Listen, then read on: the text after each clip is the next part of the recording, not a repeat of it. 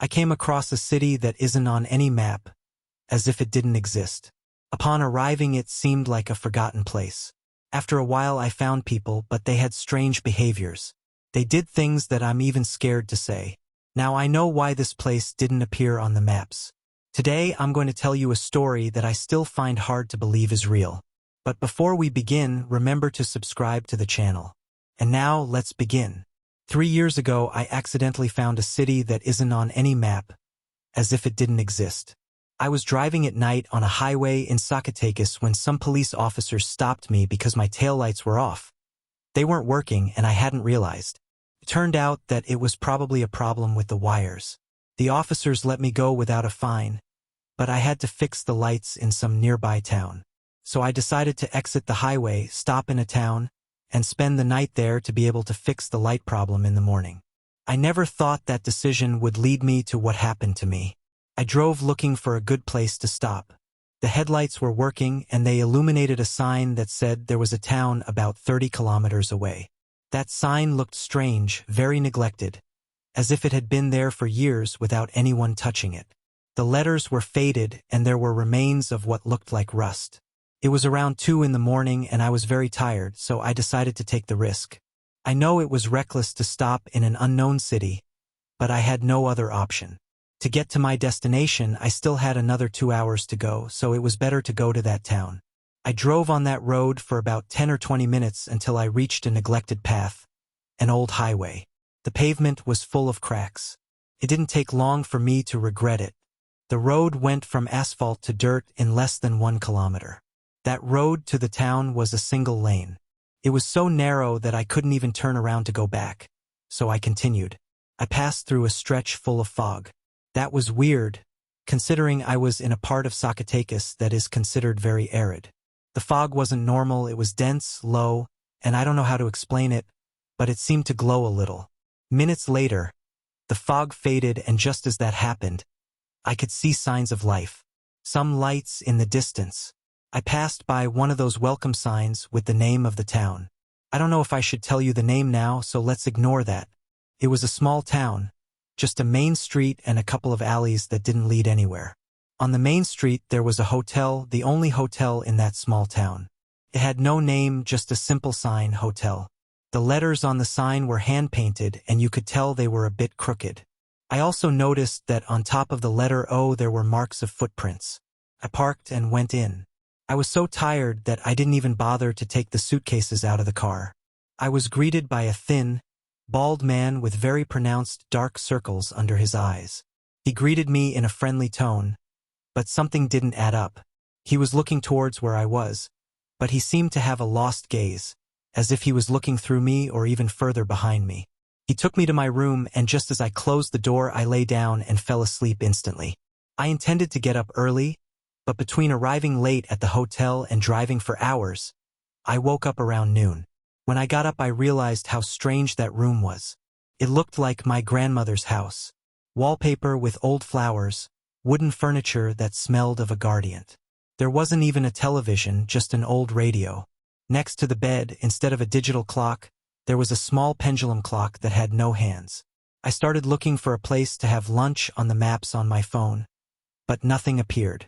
In fact, the city did not appear on the map, only a white hole appeared, as if this area had nothing. I searched Google for the name of the town and nothing, 0 results. I went downstairs and asked at reception. There was the same bald man from the night before. He still looked tired. He told me there was a small restaurant a few blocks away. The weather was nice, so it was good to walk down the street to the restaurant. The whole town seemed as old-fashioned as the hotel. The signs, the buildings, the houses, everything was of an ancient style, but it looked very clean and well-maintained. If I had to explain it, it would be as if the entire town had been stuck in another decade. As I walked, I noticed something strange. There were no electrical wires in sight, no poles, no transformers, and yet everything had light. The restaurant was nice, the food was good, although it had a strange taste, as if everything was too salty. I noticed that the customers were looking at me in a not-so-pleasant way. The waitress was the only one who seemed genuinely friendly. We talked a bit until we talked about the weather.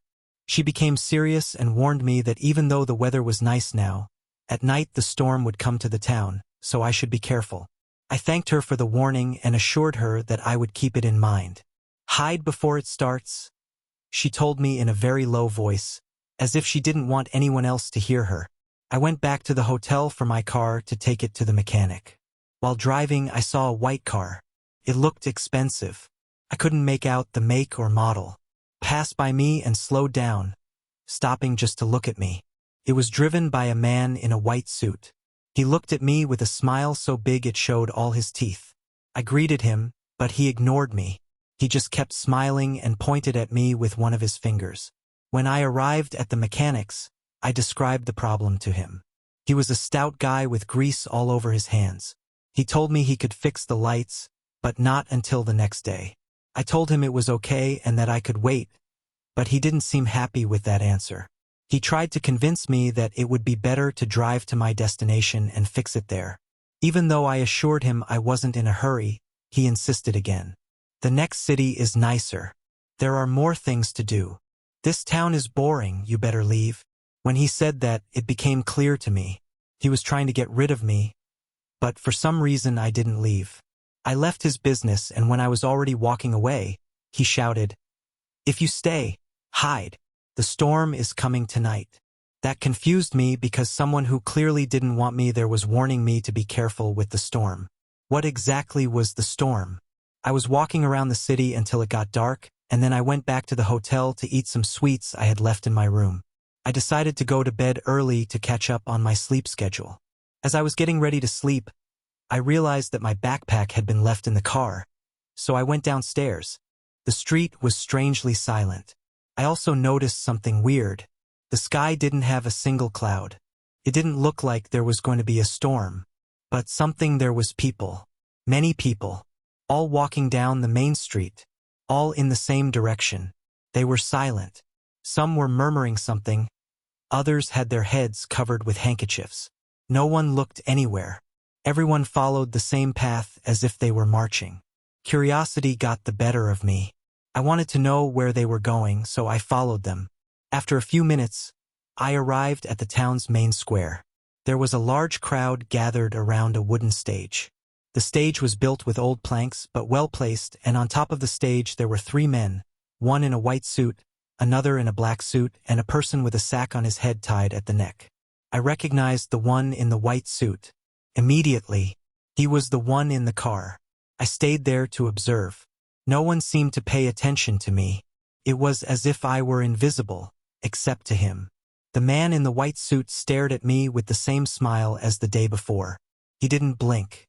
After a few minutes, the men on the stage came down and approached the crowd. They began to give a speech, thanking them for the welcome to the town once again.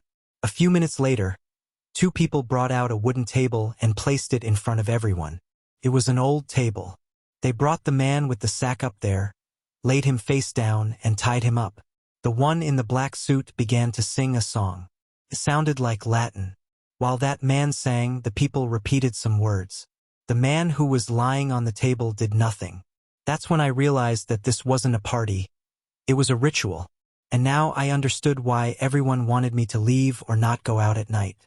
Among the crowd, I could see the mechanic, the man from the hotel, even the waitress from the restaurant. I started to move away little by little. I didn't want to know what was going to happen or who the person with the sack on their head was. I managed to get out of the crowd, but when I turned around to walk towards the hotel, I heard the man who was singing stop. The silence was so immediate that it gave me chills. Then I heard the voice of the man in the white suit. "Why are you leaving so soon? Why don't you stay to see the ceremony?" I didn't turn around. I kept walking, trying to ignore him. I heard him say something else, but I didn't understand. Suddenly, all the people started moving towards me. At first walking, then running. Everyone was chasing me. I ran as fast as I could towards the hotel. I reached the car, opened the door, and started it. But before I started driving, the man in the white suit stood in front of me. I don't know how he ran so fast. He started screaming and hitting my car. Then he started saying things in Latin. The only thing I could understand was one phrase: "No one will believe you. You can't take anything that is ours." I pressed the accelerator to the floor. I don't know how, but I managed to dodge that man. I saw in the rearview mirror dozens of people following me. They all looked angry as if I had ruined something. Some were running at a speed that wasn't normal. When I reached the exit road, I noticed that it was no longer dirt. It was asphalt, and all along the road there were symbols, circles, and letters. I don't know if it's my perception, but it seemed like I was going too slow. I remember that when I arrived at that town I drove for about 20 minutes, but now I was driving for almost an hour until I managed to get out. I reached the highway, drove non-stop. My hands were shaking. Some officers stopped me for speeding and, of course, for the taillights. The policeman who stopped me turned pale when I told him where I came from and what had happened. He didn't even let me finish the story. He just told me in a very low voice, "Don't mention that place again." I asked him if he was going to help the person with the sack on their head or arrest the men who attacked me. He looked me straight in the eyes and shook his head. "That place doesn't exist, and for your own good it never existed." I tried to argue with him, but he just repeated, "Don't say it, don't write it, don't think too much about that place." I arrived at my destination and didn't tell anyone, just as the officer suggested. But 2 weeks later I received an envelope in my mail. Inside that envelope were 3 Polaroid photos. The first one showed the hotel from the outside and my car parked. The second, the square, the stage, and me among the crowd. And in the third photo appeared the sack that man was wearing on his head. I also received a call, an unknown number. When I answered, I only heard someone singing. It was the same song that the man in the black suit sang that night. Music. Now I try not to think too much about it. I even came to believe that I imagined all of this. But the policeman who stopped me looked scared as he told me that place didn't exist and that I shouldn't say anything. Those last words from the officer made me realize that I am not the first person this has happened to. They know what happens there.